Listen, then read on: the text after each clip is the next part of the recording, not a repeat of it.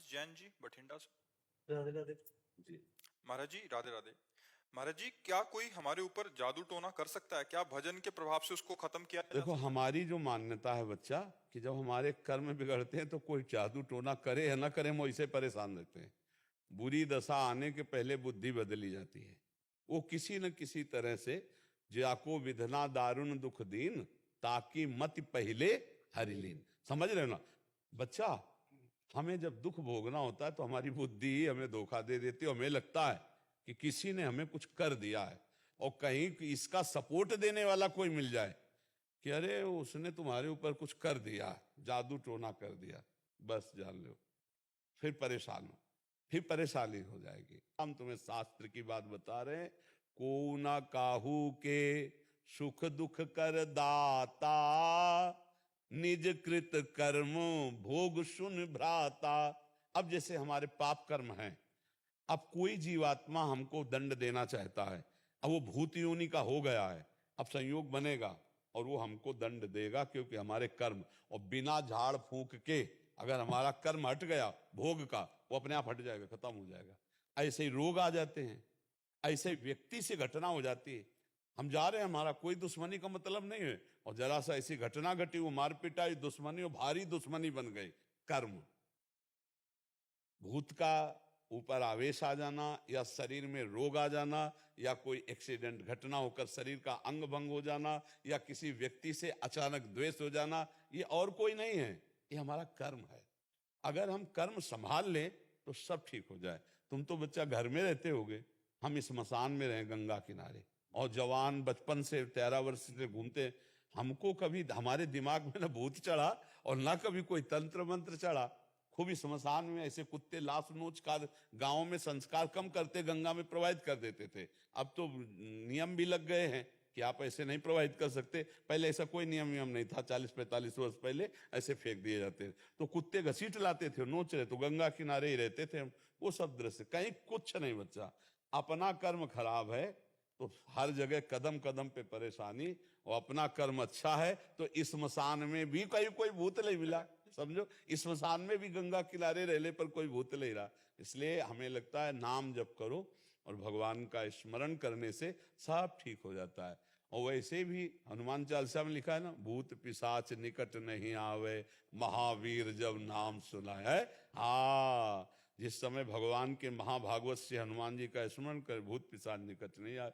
हम जब बचपन में थे तो जिस एक घर में जाना होता था तो एक गली थी अंधेरी, दो होते हैं किसानों के यहाँ गाँव में, दो होते हैं, एक जहाँ जानवर और बैठक होती है, और एक होता है घर जहाँ घर परिवार बहुएं रहती है, तो थोड़ा अंतराय होता है। तो वहां से जब जाओ तो अंधेरे गली थी, तो जैसे माता जी कहते बहुत डर लगता है, तो कहते थे हनुमान जी जपो। तो ऐसे आस पास देखो अंधेरे में, बिजली तो गांव में होती नहीं थी, तो जय हनुमान जय हनुमान जय हनुमान, वो तीव्र गति से भाग गए और अपने घर में गए जय हनुमान। और ये पक्का विश्वास था कि जय हनुमान कहेंगे तो भूत छुएगा नहीं, क्योंकि अम्मा ने बताया है कि जय हनुमान कहने से संस्कार बचपन से पढ़ते हैं।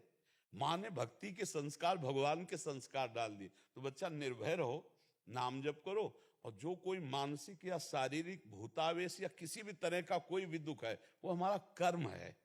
ऐसे पूरे संसार में भूत है, किसी के नहीं चिपट जाएंगे, उसी के चिपटेंगे जिसका संस्कार है, जिसको भोग भोगना है वैसे फिर वो कष्ट भोगता है जीव। तो इसलिए मुझे लगता है अगर नाम जप करो, भगवान की भक्ति करो, तो कोई परेशानी नहीं आएगी, कोई भूत प्रेत नहीं सता सकता है। हम खूब बचपन से घूमे, किसी का साथ नहीं रहा, कभी कोई सताया नहीं। तो हमें लगता है बच्चा कोई भी दुख परास्त नहीं कर सकता है, भगवान का भरोसा हो और भगवान का चिंतन हो।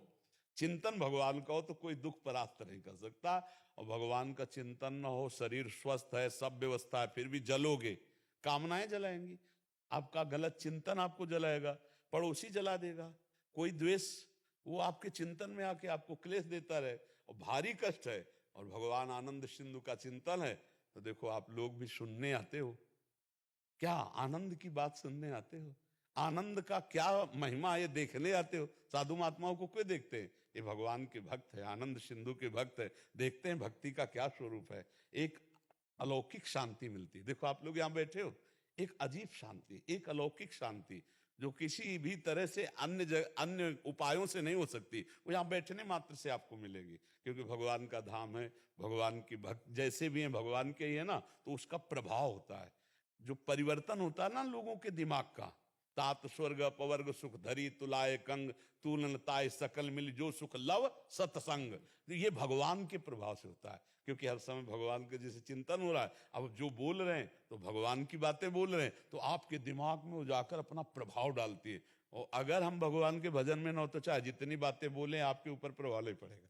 प्रभाव तभी पड़ता है जब खुद हो। तो इसलिए बच्चा नाम जप करो, भगवान के कुछ स्तोत्र है, हमें पक्का विश्वास है भगवान का नाम कीर्तन जिस घर में होगा वहां प्रेत प्रवेश नहीं कर सकते, वहां कोई तंत्र मंत्र काला जादू ये सब प्रवेश नहीं कर सकते।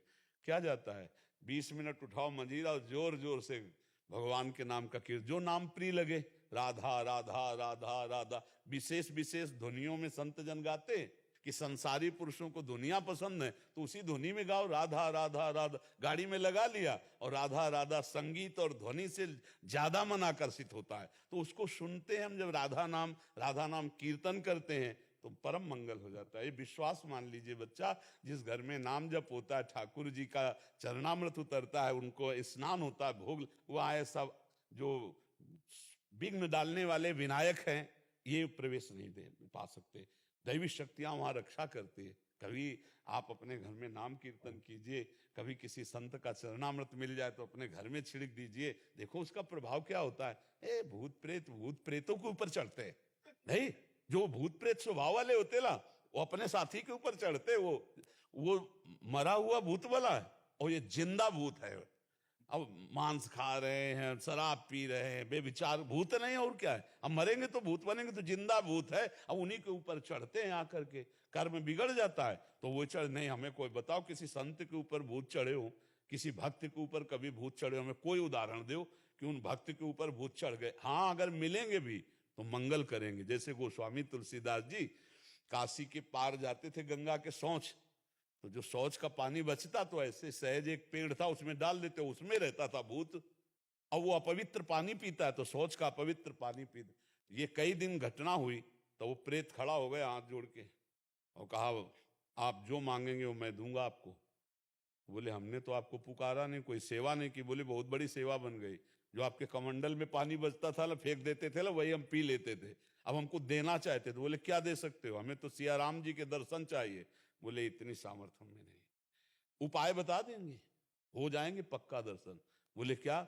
बोले जब राम कथा कहते हो तो उस समय हनुमान जी कथा सुनने आते हैं, उनके पैर पकड़ लेना, वो तुम्हें दर्शन करा देंगे।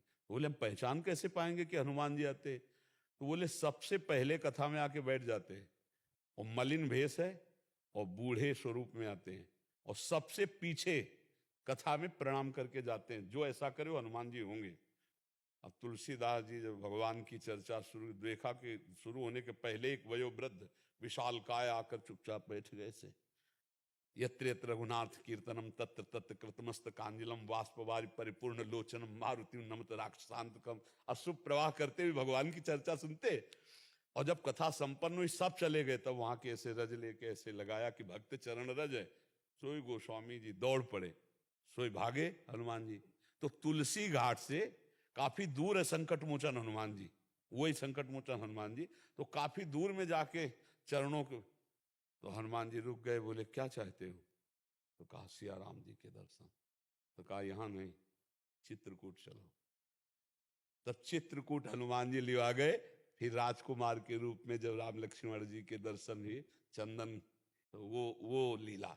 तो देखो प्रेत ने भगवत साक्षात्कार का विधान बना दिया। प्रेत ने भला मंगल किया, महामंगल कर दिया भगवान के दर्शन का, साक्षात्कार का।